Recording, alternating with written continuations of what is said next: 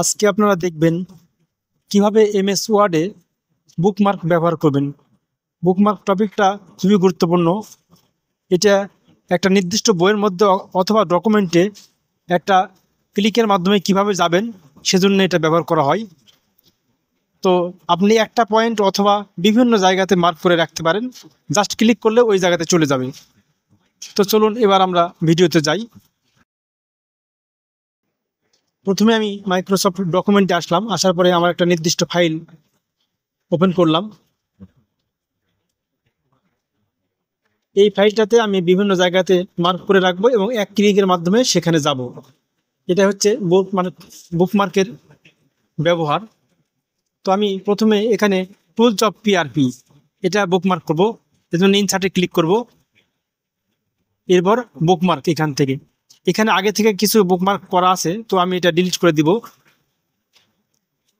Just আমি এটা select করে ডিলিটে চাপ দিলাম, আর একটা এসকিউসি এটাও সিলেক্ট করলাম, ডিলিটে চাপ দিলাম, সব চলে গেল। এবার আমি নতুন করে বুকমার্ক করব। এখানে সিলেক্ট করা আছে, এই অবস্থাতে আমি বুকমার্ক এখানে ক্লিক করলাম। এরপর বুকমার্ক নেম, এখানে আপনি কি নামে ওটা দাগ দিয়ে রাখবেন, যে কোনো কিছুই লিখতে পারেন। আমি প্রথমে লিখলাম টুলস, জাস্ট একটা ওয়ার্ড লিখলাম। এবার আমি ডকুমেন্টের প্রথমে আসলাম, আসার পরে এই যে বুকমার্ক এখানে টুল, এখানে গো টু ক্লিক করলাম। দেখেন ওখানে এক ক্লিকের মাধ্যমে চলে গিয়েছে, জাস্ট 1 সেকেন্ডের মধ্যে বা তারও কম সময়ে। এবার আমি আরেকটা পয়েন্ট মার্ক করে রাখবো, এই যে প্রপার্টিস অফ পিআরপিএস, এখানে এই প্রপার্টিস ক্লিক করে রাখবো। এটা সিলেক্ট করলাম, এরপর বুকমার্ক এখানে ক্লিক করব। করার পরে এই যে বুকমার্ক নেম, এখানে নামটা চেঞ্জ করে দেব। এখানে নাম চেঞ্জ করব, এখানে আমি লিখলাম প্রপার্টিস।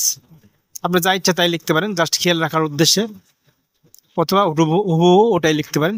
অ্যাড করলাম। এবার আর একটা পয়েন্টে করব, এই যে RCA, এটাও বুকমার্ক করব। আপনি যতগুলো পয়েন্ট ইচ্ছা ততগুলো মার্ক করে রাখতে পারেন। এখানে আমি লিখলাম RCA, এবার অ্যাড করলাম।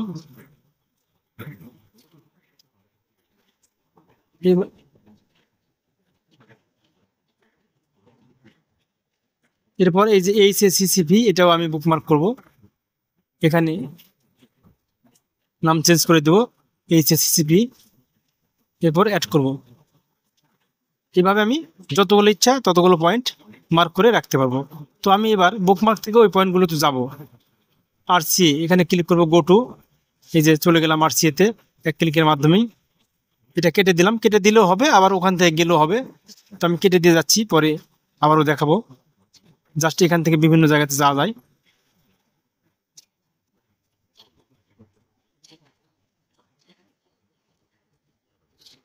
সবগুলো পয়েন্টে আপনি যে কোনো জায়গা থেকে যে কোনো জায়গাতে যেতে পারবেন, যেটাতে ক্লিক করবেন সেটাতে যাবেন। এই যে আমি টুলে ক্লিক করলাম, টুলে গেলাম, এবার কেটে দিলাম।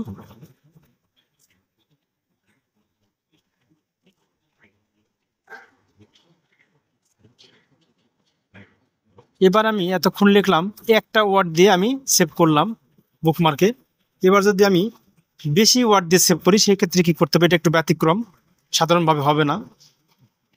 তো আমি কি অবজেক্টিভস অফ পিআরপি, এটা আমি বড় করে লিখবো, অর্থাৎ বেশি ওয়ার্ড লিখবো।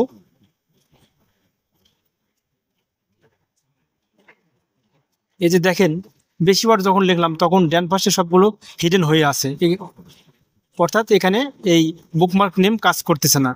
এর কারণ হলো এখানে কোনো স্পেস দেওয়া যাবে না। স্পেস দিলে এটা আর কাজ করবে না, তাহলে আপনি এটা বুকমার্ক করতে পারবেন না। যখন একটা ওয়ার্ডের বেশি দিবেন তাহলে তখন আর এটা কাজ করবে না। এই জন্যে এর মাঝখানে যে গ্যাপ থাকবে সেটা দূর করে দিতে হবে। এই যে দেখেন অ্যাড লেখা আসছে, অ্যাড করলে এটা অ্যাড হয়ে যাবে, অর্থাৎ এটা আপনার একটা ওয়ার্ড হিসেবে কাউন্ট হলো। এর একটা সমাধান আছে। তো এর সমাধান হলো আপনি আন্ডারস্কোর দিবেন, তাহলে প্রত্যেকটা ওয়ার্ড ফাঁক ফাঁক থাকবে। এভাবে যখন সবগুলো ওয়ার্ড একসাথে আছে তখন বোঝা যাচ্ছে না, এই জন্য আন্ডারস্কোর দিবেন। হাইফেন দিলেও হবে না, এই যে আন্ডারস্কোর দিলাম, দেখেন এই অ্যাড লেখা আছেই। এবার আপনি অ্যাড করে দিবেন, অ্যাড করলাম, এবার এটা বুকমার্কে অ্যাড হয়ে গেল।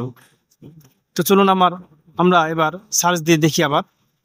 অর্থাৎ বুকমার্ক থেকে আসি। এই যে দেখেন কি objectives of PRP, go to করবো, এই যে চলে আসলাম ওখানে। তো ওখান থেকে এই যে আরেকটাতে আপনি যেতে পারবেন। এক জায়গা থেকেই এই একটা যে পপ আপ বক্স আছে এখান থেকে আপনি যেটা থেকে ইচ্ছা কোন রাতে যেতে পারেন। তো আমি কেটে দিয়েও যেতে পারি। তো আমি এবার এই ডকুমেন্ট থেকে বের হয়ে আসবো। ডকুমেন্টটা নতুনভাবে ওপেন করলেও আপনার এটা কাজ করবে। উদ্দেশ্য হচ্ছে আপনার এই ডকুমেন্টটা লাস্টে সেভ করে বের হয়ে আসতে হবে। তো আমি ইএস দিয়ে সেভ করে হয়ে আসলাম। এবার আমি আবার নতুন করে ঢুকলাম ওই ডকুমেন্টে। এবার আমি বুকমার্কে আসলাম। এই যে দেখেন সবগুলোই আছে এখানে। জাস্ট আমি এই যে প্রপার্টিস গো টু করলাম, প্রপার্টিসে চলে আসলাম। ক্লোজ করলেও হবে, ওখান থেকে গেলেও হবে। আমি ক্লোজ করে দেখাচ্ছি। টুলস এখানে ক্লিক করলাম, গো টু, এই যে গেলাম ওখানে, ক্লোজ করলাম।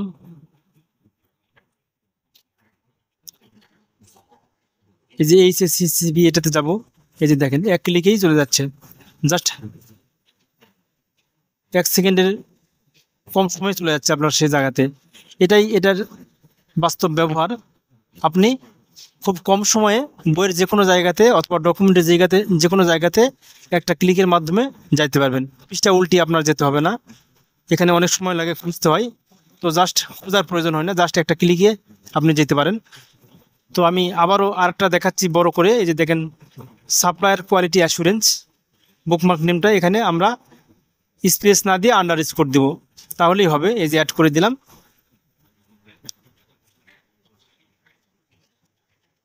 এটা পিডিএফ এর জন্য খুবই উপকারী। জাস্ট এই পৃষ্ঠাগুলো পার হয়ে যেতে অনেক সময় লাগে। আপনি শুধুমাত্র মার্ক করে রাখবেন, ওখানে ক্লিক করলে আপনি ওখানে চলে যাবেন।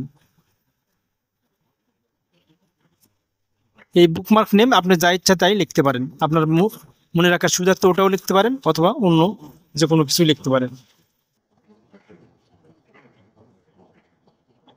আশা করি বুঝতে পারছেন।